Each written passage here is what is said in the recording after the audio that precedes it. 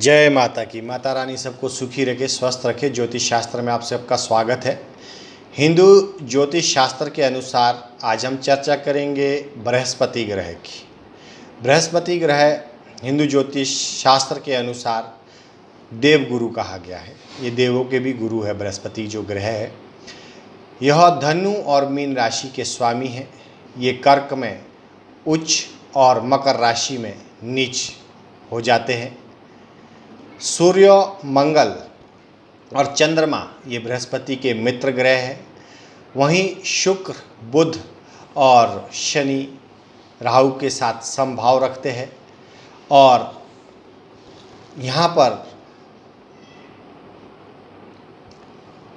बृहस्पति का जो संबंध है वो पीली वस्तुओं से है, जैसे आपका सोना है, हल्दी है, या आपका पीला रंग है, पीपल है, चने की दाल, पीले फूल, गुरु है, पिता है, दादाजी है, या आपके वृद्ध पुरोहित है, विद्या है और पूजा पाठ है। ये सब चीज़ों का जो संबंध है ये देवगुरु बृहस्पति है। देवगुरु बृहस्पति अच्छे है तो जीवन काल में बहुत आपको मान सम्मान, यश, प्रतिष्ठा सब प्राप्त हो जाती है। अगर हमारे हिंदू धर्म शास्त्र के अनुसार तो यहाँ तक कहा गया है, अगर बृहस्पति अकेले मात्र 9 ग्रह कुंडली में ये अच्छे बैठे हैं तो जातक को बहुत ही अच्छा प्रभाव, यानी कि उसकी आजीविका, जीवन चलाने में एक गुरु मात्र ग्रह संपूर्ण जीवन को चलाने में सक्षम हो जाते हैं। अगर तो उसके साथ कोई दूसरे और भी ग्रह 9 ग्रह कुंडली में और अच्छे बैठे हैं तो डेफिनेटली ऐसा जातक जीवन में बहुत तरक्की करता है। आज हम चर्चा करेंगे कि जातक को प्रथम भाव की, अगर कुंडली में किसी भी जातक की कुंडली में प्रथम भाव में बृहस्पति यानी कि गुरु बैठे हैं तो जातक को जीवन काल में किस प्रकार का फल प्रदान करेंगे, इस विषय की जानकारी रखेंगे। आपको ये वीडियो अंत तक देखना चाहिए ताकि आपके आने वाली जो प्रथम भाव की जानकारी है उससे अगर किसी का ग्रह ये किसी तरह अच्छा फल नहीं दे रहा है तो आपको उससे संबंधित हम यहाँ पे उपाय बताते हैं। अगर वो उपाय आप आपके जीवन में अपनाते हैं तो डेफिनेटली आपका जीवन बदलता है। आप जीवन में तरक्की करते हो, खुश होते हो, स्वास्थ्य संबंधी हो, मानसिक संबंधी हो या आपका आर्थिक संबंध हो, सब में आपको अच्छी चीज़ें प्राप्त होगी। तो अब हम यहाँ पे स्टार्ट करेंगे कि पहले घर में स्थित बृहस्पति जो है जातक को किस प्रकार का फल प्रदान करते हैं। पहले घर में अगर किसी भी कुंडली में बृहस्पति बैठे हैं तो ऐसा जातक निश्चित तौर पे अमीर होगा, क्योंकि वो लग्न में बैठे हैं। लग्न के गुरु आजीवन उनको शुभ फल प्रदान करते हैं, आजीवन उनको उच्च शिक्षा, उच्च मान सम्मान, प्रतिष्ठा ज़्यादातर यही लोगों को यहाँ पे प्राप्त होती है, क्योंकि लगन में बैठे बृहस्पति गुरु अच्छा फल देते हैं। भले ही वो सीखने और शिक्षा से वंचित हो तो भी यहाँ पे जातक को वो अमीर बनाता है।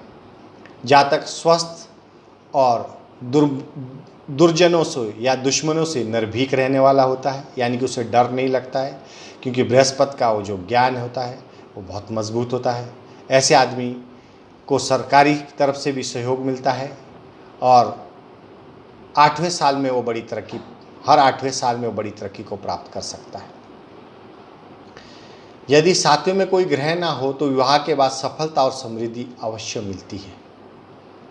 वो अपनी कमाई से घर बनाता है और पिता की उम्र के लिए वो ठीक नहीं होता है।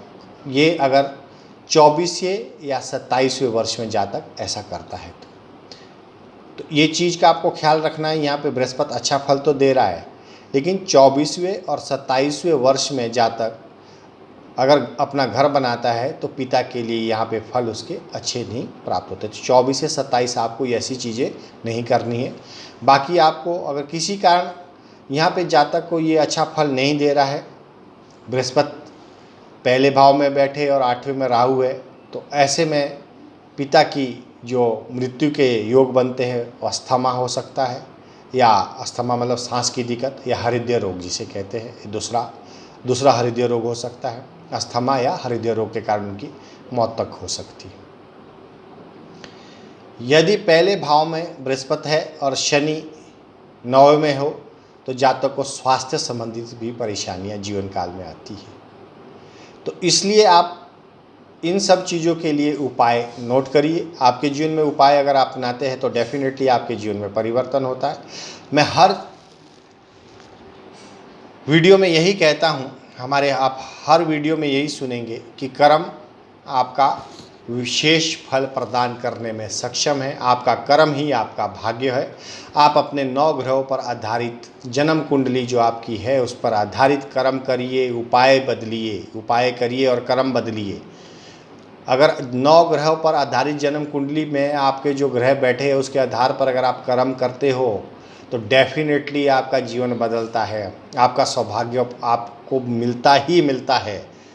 तो इसलिए आप ये उपाय, अगर किसी की जातक की कुंडली में प्रथम भाव में बृहस्पति अच्छे नहीं बैठे हैं तो उनको जीवन में किस तरह का उपाय अपने जीवन में अपनाना चाहिए, तो वो चीज़ों का आप नोट करिए।